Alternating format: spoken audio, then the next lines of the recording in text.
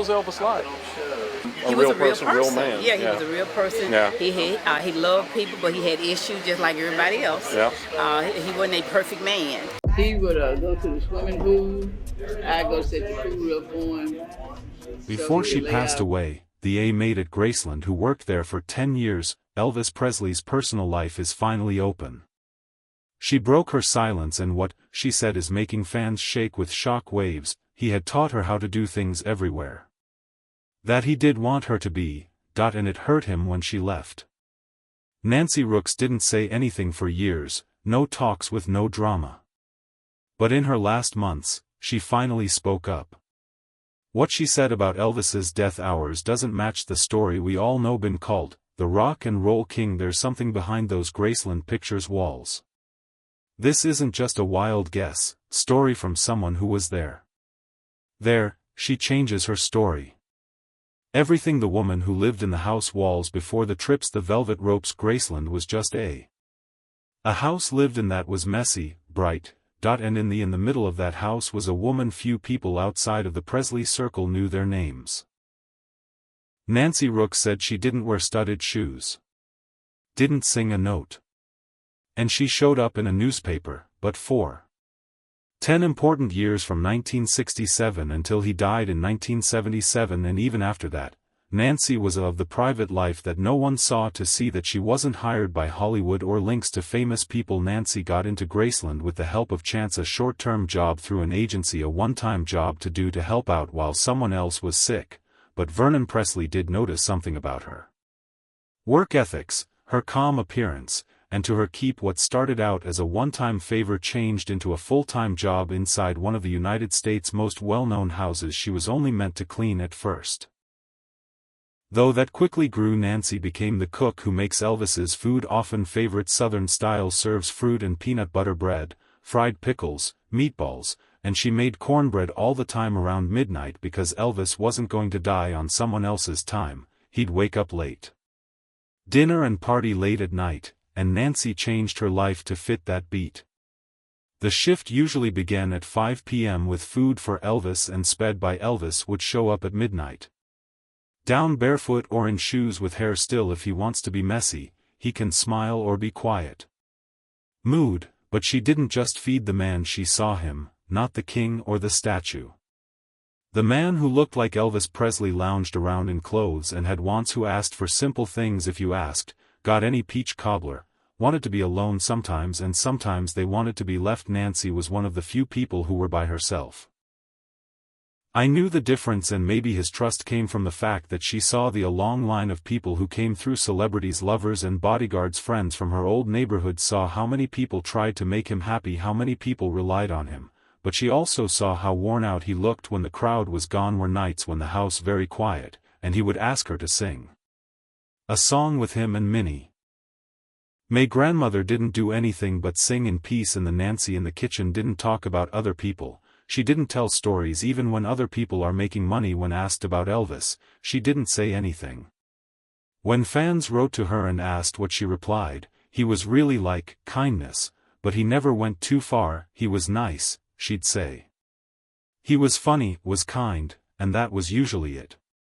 After many years, she finally chose to share. It was more through her own words in books like The Maid, The Man, and The Fans, and Inside Grace, and the stories were still told with class and decorum. They weren't. It was exposes who were given views by someone who had nothing to gain by adding details. And Rooks, detailed reports of daily habits, private times, and even the day of Elvis's death were all sent with a polite, loving tone to her. People value works for their honesty and sincerity in the way they present life. With Elvis gave people something they loved. More about the man behind the fame, but there were things she held back, things she didn't say back, maybe out of respect, maybe because they were afraid they would be possibly got it wrong, because some speaking the truth out loud makes it stronger. Nancy Rooks was never in or on stage. The shine on her, but she was in the room on the. There are steps in the kitchen and hall. Only a few feet from history every day, and as time went on and the Elvis story made her memories stronger. Didn't say anything loud, but stayed hidden in rumors and until almost the end of her films.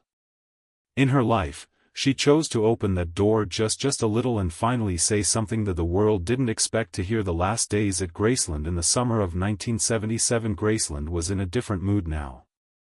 There were still times when people laughed and late-night tunes, but it all felt different on the inside. The Elvis had less energy and was under more stress. He wasn't the same, but he was heavy, quieter, and farther away, and he was in pain sometimes. But he was still trying and moving. He had tour times on the calendar and make plans to when people get back on the road. They often forget that he was getting ready to leave again. Nancy Rooks paid attention to the little things. He'd take a little longer to sit down that way.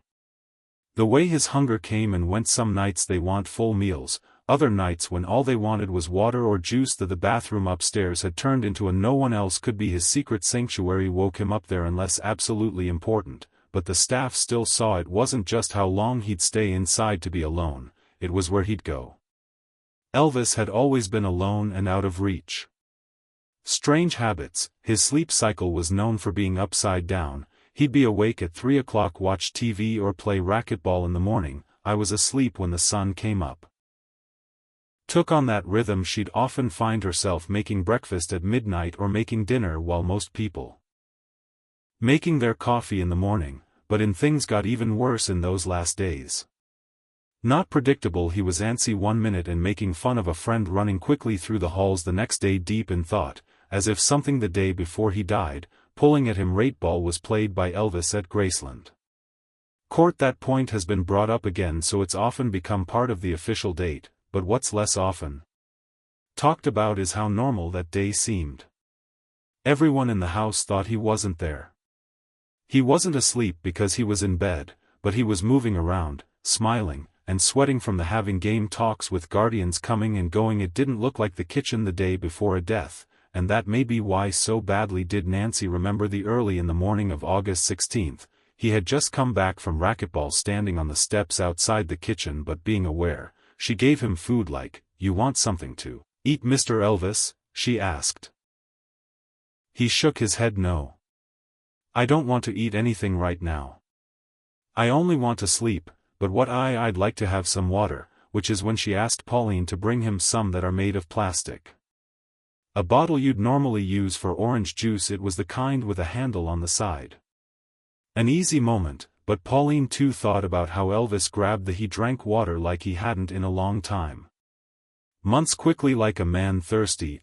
He's never been known to grab that water and drink it the way he did this morning. Nancy had brushed it off, Pauline said. She told him, he's probably just tired. At the time, told her he's been taking racquetball lessons. Now that I look back, that moment was hot. Glows in a strange way, not because it was exciting, but because it was every day, since it was the last give and receive, the last act of care from someone who had taken care of him, for he didn't ask for anything for years. He wasn't fancy enough to give a big speech. His only wish was for water, so he went that morning. Ginger Alden went upstairs. He was in the bathroom. The house went quiet when no one spoke. After rescuers' screams, chaos broke out. Chaos. But Nancy heard it the loudest. It was a softer sound, the echo of a simple request from a man who for a second looked like he was going to be okay, what she wouldn't say until now, many years after Elvis Presley made his. Nancy Rooks was still one of the most respected, but not very vocal sounds coming from inside Graceland, while many others made money off of their link to the King's ex-girlfriends and ex-friends. Even Nancy, a distant cousin, stayed mostly quiet, not since she didn't have any stories to tell, had more than most, but she carried them like thin glass. Some things she thought just weren't meant for public, not yet. In the years that usage after that, Nancy did a few interviews, wrote books, but even back then, she made sure she never stirred up. She never made Elvis a funny or sad, she stuck to the line. In public memory and private memory, real life made her. Books like Inside Graceland showed hints of the man behind the picture, but always with honor, always use restraint when reading.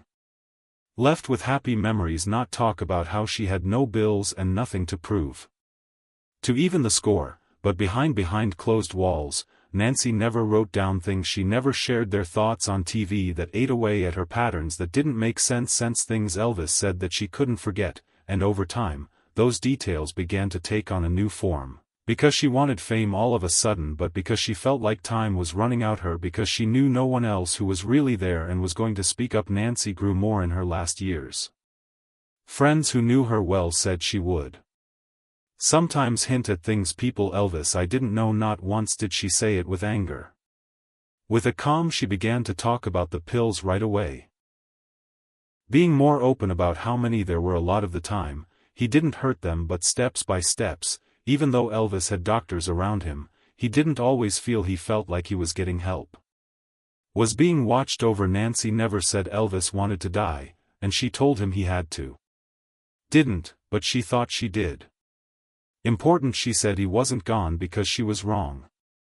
Friend once said, he was worn out and tired down, but he was still inside. That's when things started to change. Asked in a friendly way during a small making a list of everything she ever wished she had said about Elvis in public, Nancy paused and said, I don't, in a soft voice. I believe that he died the way they said he did. There wasn't really a plot behind it. Not a lie or a cover-up, she said.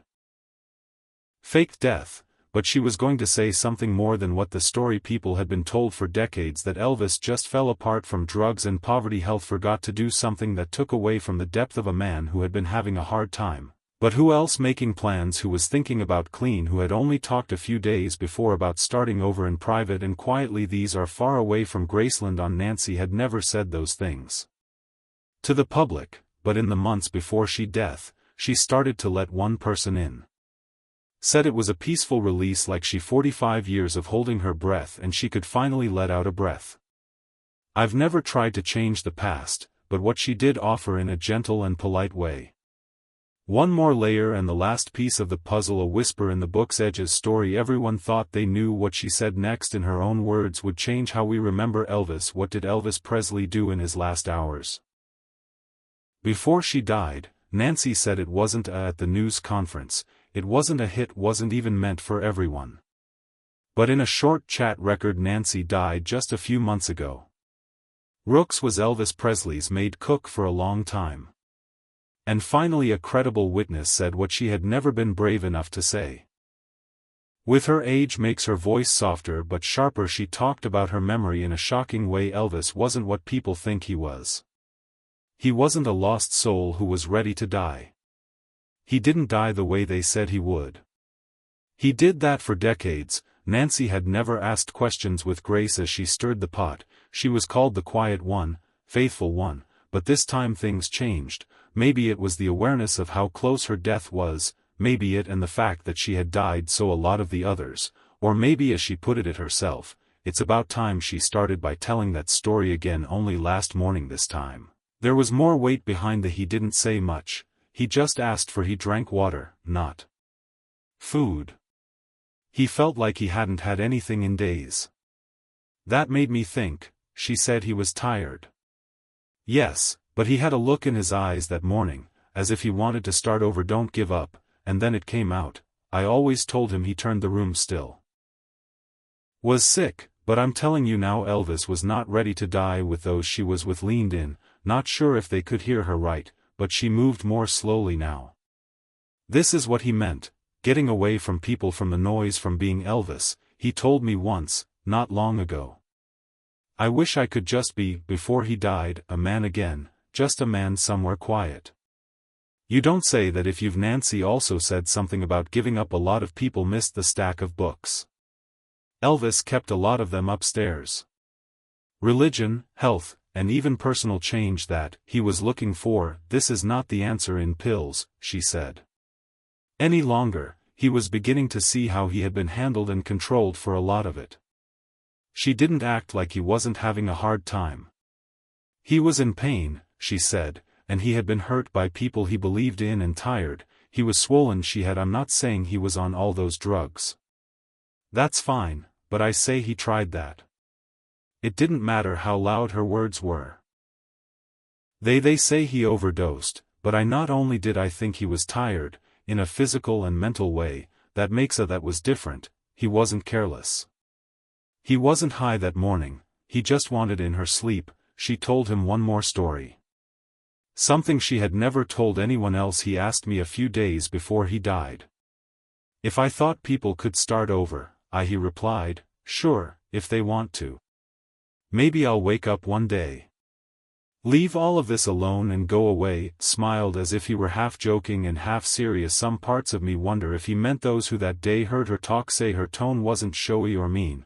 It was just a last chapter from someone who had changed his sheets and folded his shirts, cooked his midnight meals and filled in. There was silence the day he died. Before she died, Nancy Rooks is a former maid at Graceland, finally spoke out about Elvis Presley, and what she said didn't change the story. It changed history. Elvis wasn't a king who fell, he was just a man trying to stand back up, and just maybe he